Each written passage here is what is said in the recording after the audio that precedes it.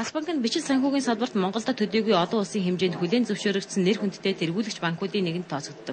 Өнөөдөр Хас банкнд зочилсон Дэлхийн банкны зүүн Аз номхон даалгыг хариуцсан дэд ерөнхийлөгч Ижмал Үдийн Касумтай хамт тус банкны Монголыг хариуцсан шин захирал Дэвид Доллар байлцлаа.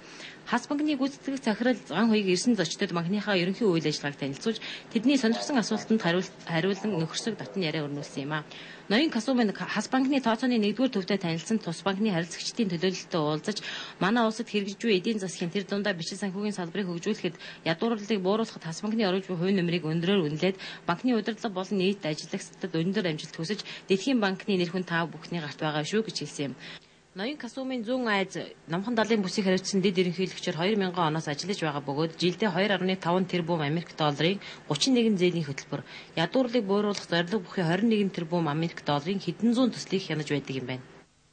Хятад Монголыг хариуцсан захирал Дэвид Доллар шинэ албан тушаалынхаа хүрээнд энэ тэргуунд анхаарч ажиллах асуудлаас Дэлхийн банк Монгол улсын хоорондын түншлэлийг үргэлжлүүлэн бэхжүүлэх, хамтын ажиллагааг шинэ тавцанд гаргах үндэс суурийг бий болгоход Монгол улсад үзүүлэх зээл тусламжийг чиглүүлэх үүний хүрээнд эдийн засгийн өсөлт ялангуяа ядуурлыг бууруулах асуудлыг нухаж шийдвэрлэхэд чиглэсэн арга хэмжээ авч хэрэгжүүлэхээ амлалаа.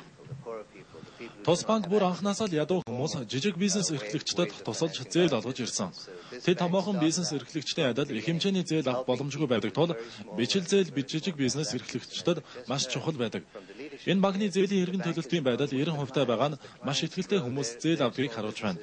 Зээлийн дундаж хэмжээ $500 байдаг юм байна.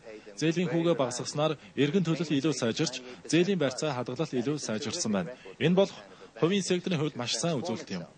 Манай банк нь одоо 80 мянган данстай 30-аад мянган зээлдэгчтэй тийм банк байгаа. Энэ нь бол одоо Монголын банк санхүүгийн салбарт бол тийм чамлахааргүй сайн үзүүлэлт юм аа.